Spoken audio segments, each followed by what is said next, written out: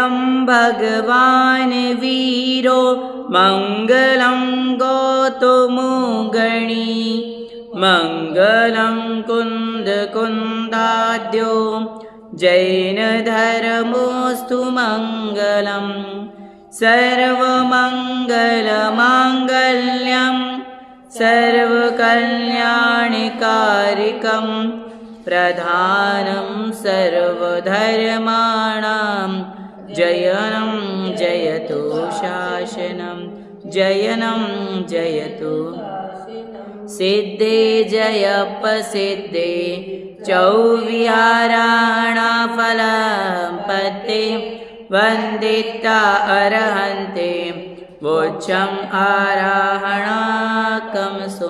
जय बोलो देवादिदेव एकचरषि आदिनाथ भगवान की, आचार्य शिव कोटि मुनि महाराज की, संत शिरोमणि आचार्य गुरुदेव विद्यासागर जी महाराज की, परम पूज्य निर्यापक सुधा सागर जी महाराज की।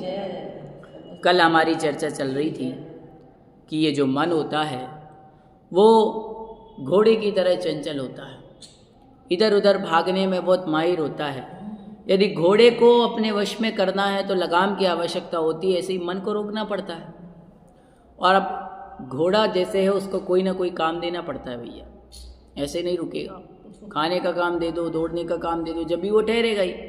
और सीधा शांत बना रहेगा तो वो कुछ ना कुछ गड़बड़ अभी वो तोरण करेगा। करते हैं तो उसके लिए आगे के लिए वो दाल रखते हैं। हाँ, बस यही है कि मन को कुछ ना कुछ काम चाहिए। आप इसको धर्म के काम में लगा दो, तपस्या के काम में लगा दो, इधर उधर नहीं भागेगा।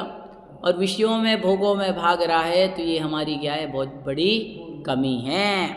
उसी को आचार्य भगवंत आगे और बता रहे हैं गाथा नंबर 139 में। जस्य या कदेण जीवा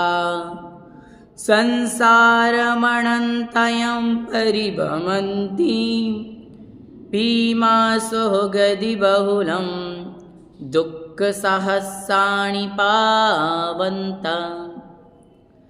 जिस मन की चेष्टा से जीव हजारों दुख भोगते हुए भयंकर अशुभ गति से भरे हुए अनंत संसार में भ्रमण करती है। मन वो है कि यदि गलत काम करता है, गलत चेष्टा करता है तो ये मन आपको अशुभ गतियों में ले जाएगा, दुर्गतियों में ले जाएगा और वहाँ भटकना पड़ेगा।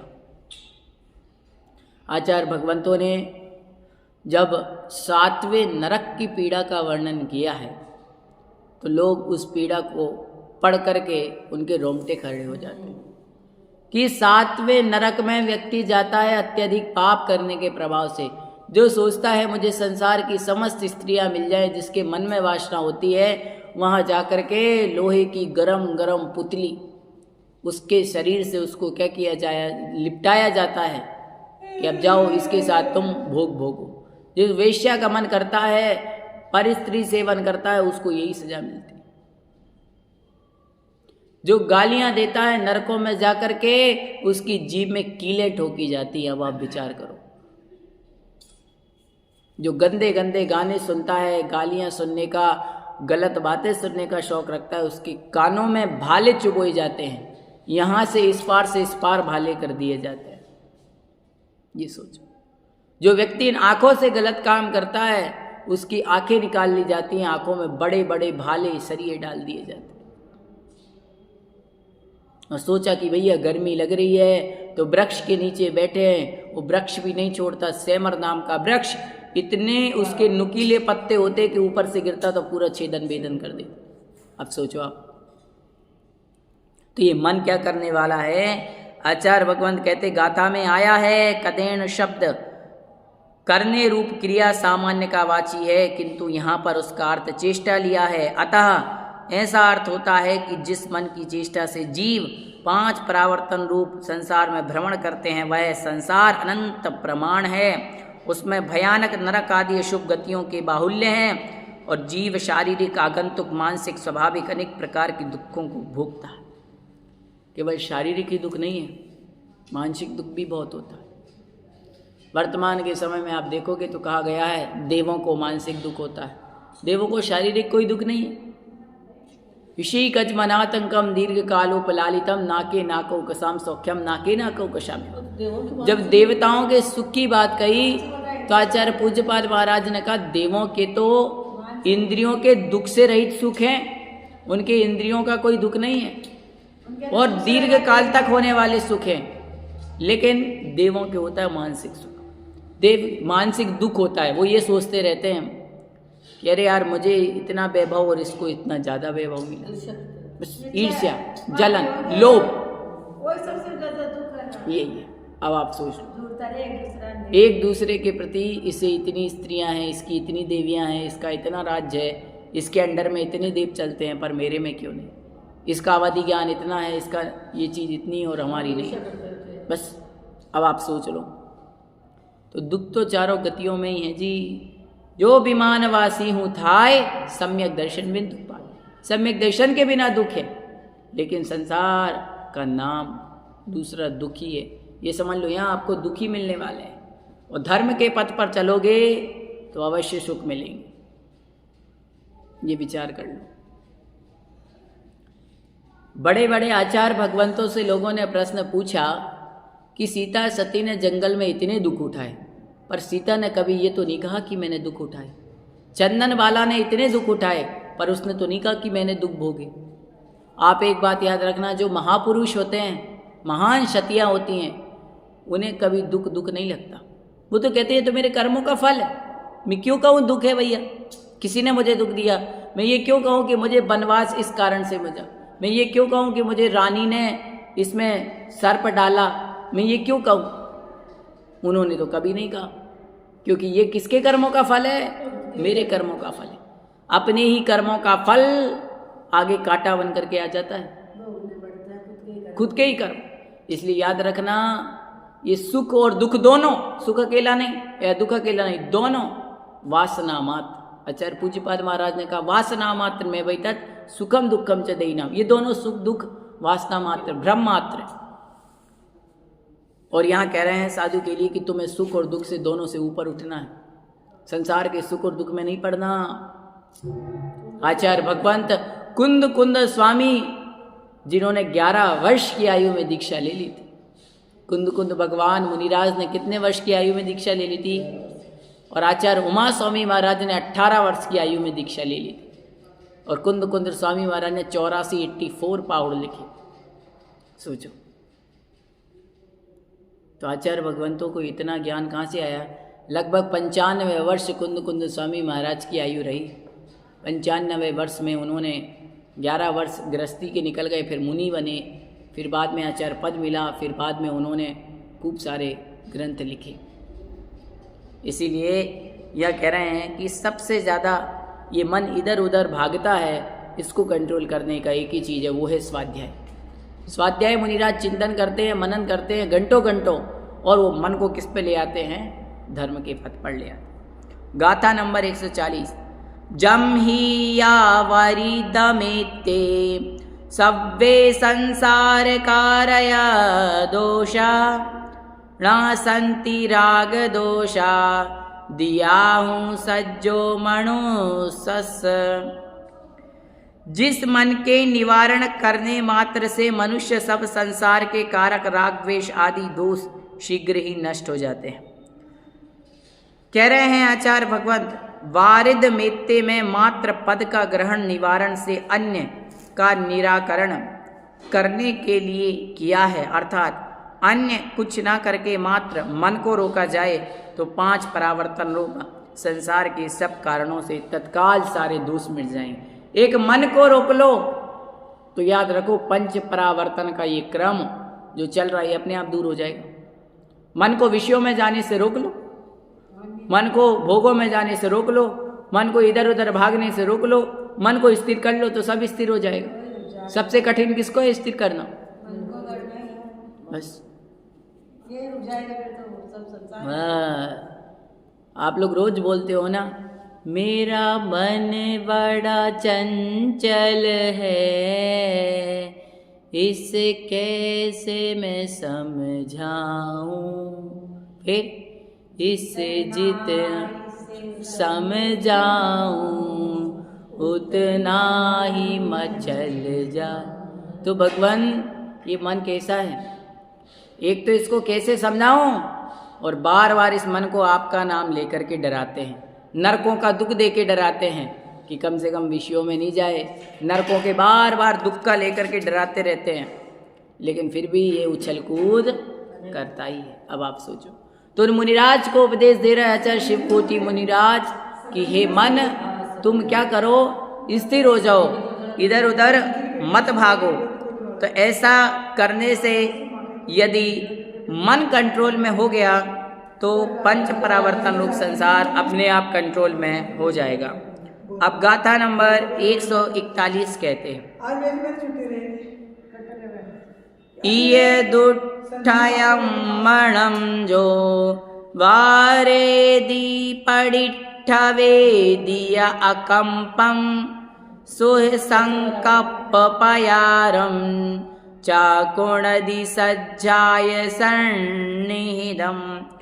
उक्त प्रकार की जो गाथा है उसमें बतलाया गया है, उक्त प्रकार से मन दुष्ट मन को रागादि से निवारण करता है और निश्चल रूप से ध्यान रूप परिणामादि में जो स्थापित करता है तथा शुभ संकल्पों में मन को प्रवृत्त करता है और स्वाध्याय में मन को लगाता है, उसके सामान्य अर्थात समता भाव होता है। जो मन को पापों से बचा करके धर्म में लगाता है उसके ही सामान्य भाव होता है। समझ रहे हो? सामान्य भाव मतलब समता भाव। उस समता नहीं है तो कुछ भी नहीं है, ये सोच लो, विचार कर लो। सही बात है। तो मुनिराज कैसे कैसे कष्टों को भोगते हैं ये विचार कर लेना। अभी आपके और हमारे कोई कष्ट नहीं है। आप लोग ये सोचते हो भगवान कितना कष्ट है, देखो कमर दर्द देती है, घुटने दर्द देते हैं, सिर दर्द देता है, अच्छे से बैठ नहीं पाते। ये सोचो गृहस्थी में हो इसलिए बैठने के लिए कुर्सी है, चलाने के लिए पंखा है, और मुनि और आरिका होते तो ये चर्चा करने का टाइम नहीं रहता कि घुटने दर्द दे रहे हैं कि कमर दर्द दे रही है। वहाँ तो चर्या का पालन। अब आप सोचते हो उनके दर्द नहीं देते क्या भैया? सबके दर्द देते हैं, लेकिन उनके लिए वो दर्द की प्रधानता नहीं है, उनके लिए अपनी आत्मा की प्रधानता है, उसको नज़रअंदाज कर जाते हैं। शाम को 5:30 पौने 6 बजे तक विहार चलता है, विहार करके आए सीधे मंदिर जाके प्रतिक्रमण में बैठते हैं, सामायिक करते हैं, और अपन कहीं से थोड़ा सा चल के आए, हे भगवान थक गए अब तो थोड़ा आराम कर ले, पानी आनी पी लें, सोफे पे बैठ लें। मंदिर से आए, अरे भैया थक गए हम तो थोड़ी देर बैठेंगे, दूध चाय ले आओ। दूध पीने वाले दूध पीते, चाय पीने वाले चाय पिएंगे। पीते कि नहीं? अब बताओ, अपन तो पूजा करते करते थक जाते हैं। अभी आप यहाँ आधे घंटे स्वाध्याय के लिए बैठ गए, इसमें ही अपन थक जाएंगे। अरे भैया स्वाध्याय में बैठे थे तो कमर दुखने लगी, थोड़ा सा भैया सुनते सुनते सिर दुखने लगा, अब थोड़ा आराम करेंगे। अब बताओ, लेकिन मुनिराज दिन भर त्याग तपस्या करते हैं, उनके मन में 24 घंटे धर्म का चिंतन चलता रहता है। अब इन सब जो कही उस टीका का यहाँ पर भावार्थ बता रहे हैं कि जो ऊपर कहे अनुसार राग आदि से दुष्ट मन को हटाता है, अर्थात जो राग और द्वेष आदि से दुष्ट मन को, जो यहाँ पे दोष बताए ना मन के, उन दोषों से यदि मन को हटा लेता है और श्रद्धान आदि में निश्चल रूप से मन को स्थापित करता है, उसके ही सामान्य भाव होता है। वही सामान्य है, वही श्रमण है। कौन है श्रमण? जो इधर उधर मन जा रहा है, कभी विषयों में जा रहा है, कभी भोगों में जा रहा है, उनको एक जगह मन को स्थिर करता है, वही श्रमण है। और जब एक जगह स्थिर कर लोगे तो समता आ जाएगी। समझ रहे हो? ये तो समता आने वाली। अब बताओ, सबसे कठिन काम यही है।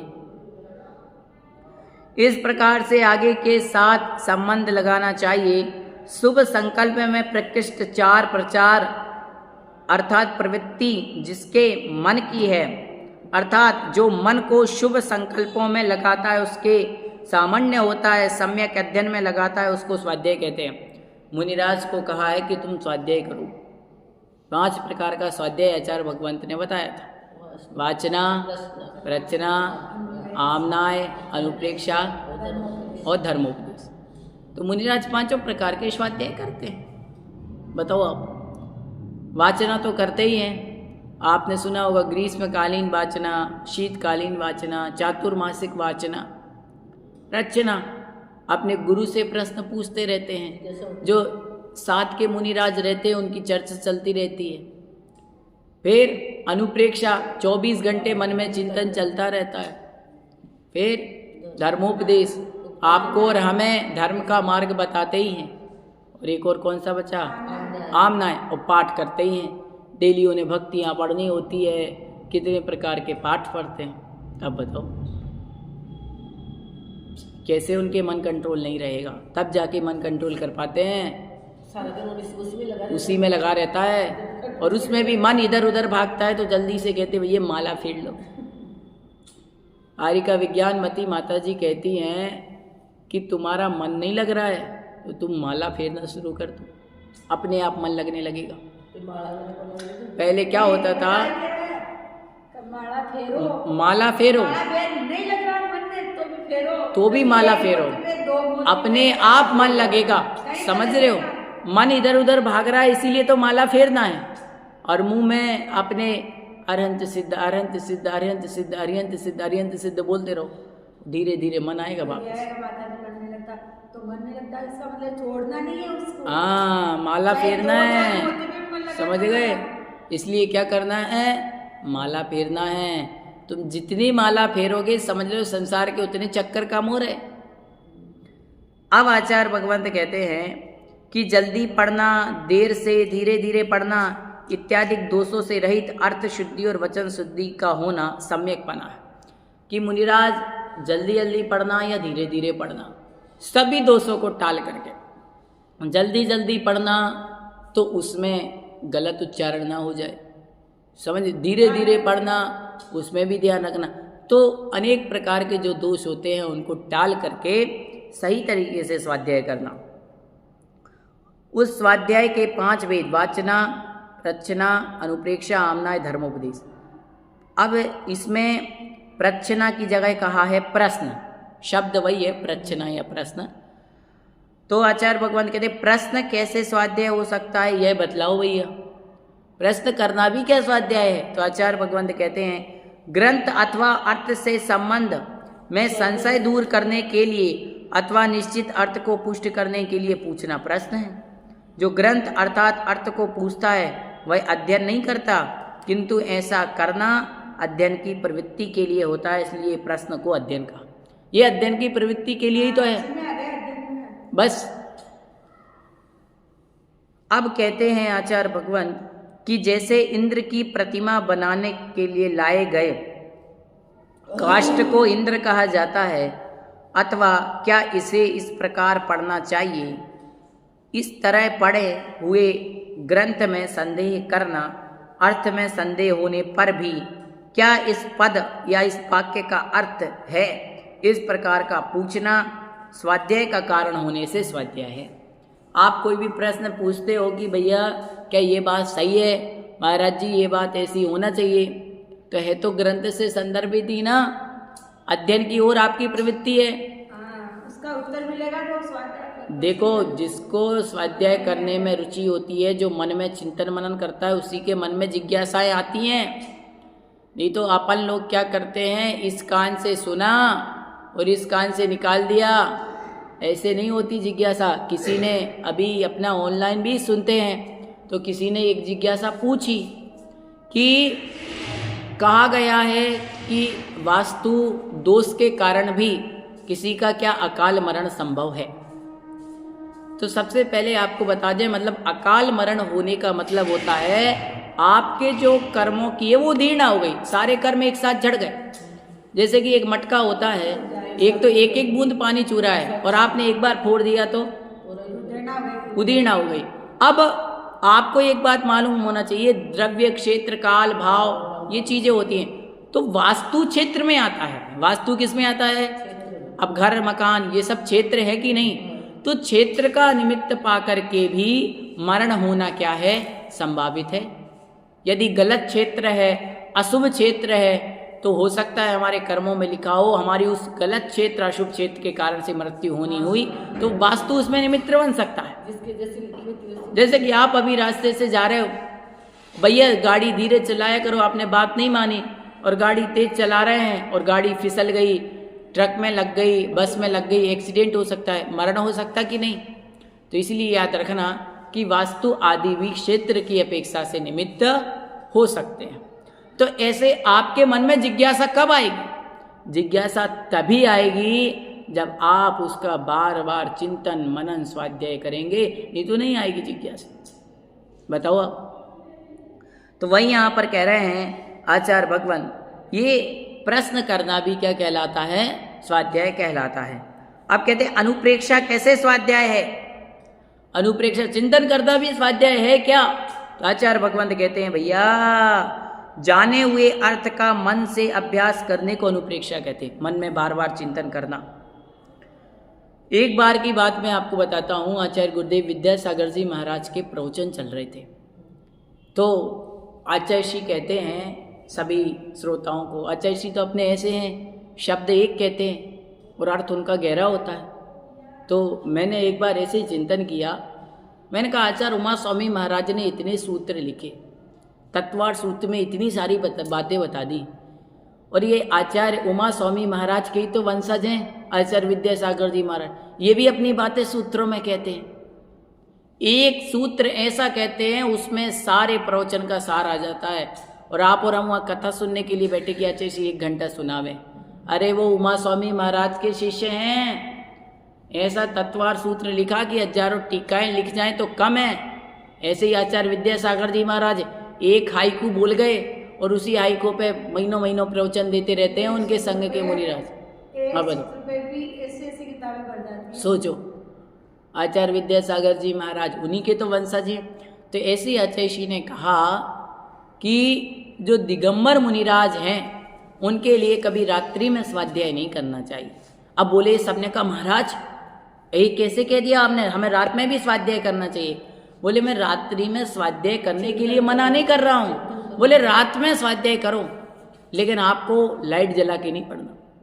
अब आपने कहा हम तो लाइट नहीं जला रहे, झरोके से उजेला आ रहा है, तो आपकी उसके प्रति क्या है? ये तो जल रहा है तो मैं चला जाऊं, तो किसी ना किसी रूप से आपको उसका दोष तो लगेगा ही। मुनिराज आहार करने जाते हैं, ना वो चौका लगाने को कहते हैं ना कुछ करते हैं, फिर भी बाद में आकर के प्रतिक्रमण क्यों करते हैं? आहार आदि में जो दोष लगे हों वो क्षमा हो, करते कि नहीं? तो उन्होंने कहा कि यदि आप ब्रह्मचारी और ब्रह्मचारिणियां भी हैं, व्रती हैं 2 प्रतिमाधारी, तो भी आप रात में स्वाध्याय न करें। आपको दिन में स्वाध्याय करना है। ये सूर्य की लाइट किस लिए? सनलाइट, इसीलिए दिन भर स्वाध्याय करो और रात में उसको पचाओ। उन्होंने उदाहरण दिया कि गाय दिन भर खाती है और रात को जुगाली करती है। जुगाली का मतलब रात दिन में तो पेट में भर लेती है और रात में उसको चबाती रहती है, चबाती रहती है, चबाती रहती है, तभी तो वो पचेगा। और नहीं तो जल्दी जल्दी रोटी खा लोगे तो पचेगा नहीं। दांतों का काम दांतों से कराओ, हाथों से नहीं। तो वही कह रहे हैं कि आपने दिन में जो पढ़ा है उसको रात में अच्छी तरीके से चिंतन करो। मुनिराज रात को घंटों घंटों बैठे रहते। आचार्यशी लोग भैया वृत्ति कर लेते हैं 8:30 9 बजे। आचार्यशी अपने बैठे बैठे घंटों घंटों चिंतन करते रहते हैं कि मन को कैसे वश में किया जाए। आचार्य भगवंतों ने कहा मन को वश में करने के लिए स्वाध्याय में लगाओ, इसमें लगाओ, घंटों घंटों चिंतन करते रहते हैं। आप एक बात बताइए, मुनिराज इतना प्रवचन देते हैं, प्रमाण सागर जी महाराज, सुधा सागर जी महाराज, समता सागर जी महाराज, भैया 1-1 1.5 घंटे प्रवचन, और शाम को जिज्ञासा समाधान, और दिन में भी कोई श्रावक आ जाए तो उसको भी कुछ बताना होता है। अब बताओ 1.5 2 2 3 घंटे, और एक दिन सुनाना हो तो भैया तैयारी कर लें, 10 दिन सुनाना हो तो तैयारी कर लें। अब रोज इनको सुनना है। और आज के श्रावक मालूम बड़े मॉडर्न जमाने के, इनको तो चाहिए न्यू लेटेस्ट, रोज क्या चाहिए? नया चाहिए। अब बताओ, तो महाराज रोज रात को घंटों चिंतन करते हैं, फिर आपको सुबह सुनाते हैं। अब बताओ, सोचो। कई लोग कहते हैं सुधा सागर जी महाराज के प्रवचन बड़े अजीब होते हैं। अब कई लोग पूरा तो सुनते नहीं, किसी ने सुन लिया, 1 लाइन सुन ली, मम्मी टीवी देख रही थी, बेटा आया ऊपर से, ऊपर जाने के लिए 1 मिनट खड़ा हो गया, और महाराज जी कह रहे थे आज मैंने मच्छर से बात की। उसने कहा लो महाराज जी मच्छर से बातें करने लगे। अब पूरी बात तो सुनी नहीं। एक बार किसी ने सुन लिया कि महाराज जी कहने लगे चींटी मुझसे बोली कि मुनिराज, अब बताओ चींटी बोल सकती है क्या? पूरा उदाहरण नहीं सुना। एक बार मुनिराज, महाराज जी ने क्या कहा, एक बार मुनिराज रास्ते से जा रहे थे और मुनिराज ने कहा, चींटी सावधान, यदि मैं मुनि नहीं होता तो आज तू निपट जाती। क्या? मेरी बदौलत तू आज जिंदा है, मेरा एहसान मान। चींटी बोली, अरे मुनिराज रुक जाओ, मेरा एहसान मानो, मेरी वजह से आपका महाव्रत पल रहा है, आपका अहिंसा महाव्रत पल रहा है। यदि मुझे मार देते तो अहिंसा महाव्रत चला जाता। हिम्मत है तो मार के बताओ, आ जाओ मैदान में। चींटी बोली, मार के बताओ, बताओ। अब ये पूरी बात, ये संवाद है महानुभाव, ये क्या है, भावात्मक संवाद। अब सोचो, कभी कभी तो सुना था कि बहुत जोरदार। अब इस बात को हमने समझा नहीं, बस वो एक लाइन सुन ली और क्या कर लिया, उसको अर्थ। इसीलिए कहते हैं ग्रंथ की, स्वाध्याय की पूरी बात को पढ़ना चाहिए, चिंतन करना चाहिए। आगे कहते हैं, इसमें भी अंतर्जल्प अर्थात मन ही मन में अध्ययन होता है। अनुप्रेक्षा स्वाध्याय में, चिंतन में क्या होता है, मन ही मन में। और शुद्ध उच्चारण पूर्वक श्रुत का पाठ करना, ये आमना है। जो आप और हम पाठ करते हैं ना, जैसे अभी आप लोग सायंकालीन बोलते हैं आलोचना पाठ, भक्तामर पाठ, ये भी एक प्रकार से आमनाय पाठ होता है, स्वाध्याय होता है। इसमें भी आप अच्छी बातों को ही पढ़ते हैं, भगवान की भक्ति करते हैं। इसलिए तो कहते हैं माता जी रोज भक्तामर पढ़ो, छेड़ाला पढ़ो, ताकि आपको याद रहे कि चारों गतियों में ये दुख है भगवान, अब नहीं आना यहाँ। ये सोचो, ये भावना तो भावना वाने में कितने पैसे लगते हैं जी, बताओ। आप और हम यदि मुनि आरिका बनने की भावना बाते हैं तो भावना वाने में हमारा क्या लगता है, कुछ भी नहीं लगता। इसीलिए रोज भगवान से भावना भाओ कि भगवान मेरे पुण्य का फल हो तो कर्मों का क्षय हो, वरना कुछ भी ना, मुझे नहीं चाहिए। आप बताओ, धन वैभव प्राप्त करके मैं करूंगा क्या? खूब कर लिया प्राप्त। यदि सारे धन को देकर के भी एक कर्म का नाश हो तो मैं तैयार हूं, लेकिन तीनों लोगों की संपत्ति रख दो लेकिन कर्म नाश नहीं होंगे, और तीनों लोगों की संपत्ति का त्याग कर दो तो कर्म नाश होंगे। देखो कितनी बड़ी बात है।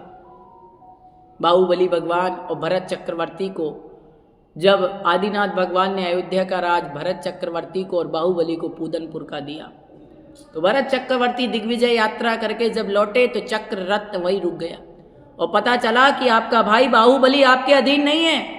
99 भाई तो दीक्षा ले चुके थे। भरत चक्रवर्ती ने कहा सेना तैयार करो, बाहुबली पर चढ़ाई की। कैसे अधीन नहीं होता? सबने कहा सेना को मत लड़वाओ, भाई आपस में लड़ो। बाहुबली और भरत दोनों लड़ पड़े। उनने कहा मेरा, उनने कहा मेरा। बाहुबली भयंकर थे, शरीर भयंकर था। तीनों युद्धों में उन्होंने भरत चक्रवर्ती को परास्त कर दिया। क्रोध में आ गए भरत चक्रवर्ती और चक्र रत्न निकाला और बाहुबली के ऊपर चढ़ा दिया, और चक्र प्रदक्षिणा करके वापस आ गया, क्योंकि गोत्रज पे नहीं चलता। बाहुबली भगवान देख करके दंग रह गए कि बताओ, ये संसार की धन संपत्ति के लिए मेरे भाई ने मुझ पर चक्र, क्योंकि चक्र तो अमोघ होता है, इतना शक्तिशाली होता है, चक्र चला दिया। भगवान धिक्कार है ऐसी धन संपत्ति पर। ये राज्य जीत करके मैं क्या करूं? ये राज्य जीतने के लिए मेरी भाई से लड़ाई हो गई, बताओ। अब बताओ, उन्होंने सारा राज्य छोड़ दिया, भरत को दे दिया और चल पड़े 1 वर्ष तपस्या करने के लिए लीन हो गए। भरत चक्रवर्ती ने कहा जब जीतने के बाद मेरे भाई ने सारा राज्य छोड़ दिया तो मैं क्या करूं इस राज्य का? बाहुबली तुमने सारा राज्य छोड़ दिया जीतने के बाद, क्योंकि आचार्य पूज्यपाद महाराज ने लिखा है भुक्तोर्जिता मोहर मोहान मया सर्वे पुद्गला उच्चिष्टेष्वद्य मम विज्ञस्य काष्ठा। गाथा नंबर 30 इष्टोपदेश, कि ये जो विषय भोग है मैंने बार बार भोगे और आज जो भोग रहा हूं ये मेरी ही जूठन है। अब बताओ किसकी जूठन है? ये अपनी ही जूठन है। आज हमने जो रोटी खाई है ये रोटी मल बनेगी, मल बन करके कल ये फिर मिट्टी में मिलेगी, खाद बनेगी, फिर मिट्टी में पुनः डालोगे तो फिर ये गेहूं बन के उत्पन्न होगी और फिर आटा बन करके रोटी बन के हमारी थाली में आएगी। चलता रहता है ये संसार में। भरत चक्रवर्ती ने भी सब कुछ त्याग कर दिया और इतनी विशुद्धि बढ़ी कि अंतर मुहूर्त में केवल ज्ञान को प्राप्त कर लिया। दोनों भाई निर्वाण को चले गए। और उसी भरत चक्रवर्ती का पोता, आदिनाथ भगवान का पोता, भरत चक्रवर्ती का सुपुत्र मारीच 363 मिथ्या मत चला करके संसार में भटकता रहा और अंत में जब आत्मा की सुधाई तो महावीर बन गए। धन्य है जिन शासन की महिमा। तो महावीर बन गए, लेकिन ये जो महावीर बन गए जो 363 मत चलाए। लोग ये नहीं समझ पाए आज तक कि उन्होंने 363 मत उस अवस्था में चलाए थे, लेकिन बाद में वो सम्यक की पथ की ओर हो गए। और हमें भी अपना कल्याण करना है तो किस पथ पर जाना होगा? सम्यक के पथ पर जाना होगा। इसीलिए यहाँ पर ये चर्चा चल रही है। तो ये स्वाध्याय की चर्चा चल रही है। इस चर्चा को कल हम और जारी रखेंगे। आज हम इतना ही पढ़ेंगे। जिन वाणी के ज्ञान से सूझे लोक लो, सो वाणी मस्तक नमो सदा दे तो डोक। हे जिन वाणी भारती तोए जपू दिन रे, जो तेरो शरणा देव बजो अरिहंत को, गुरु सेवा निर्ग्रह, दया धर्म पालो सदा। 9 बार नमोकार मंत्र।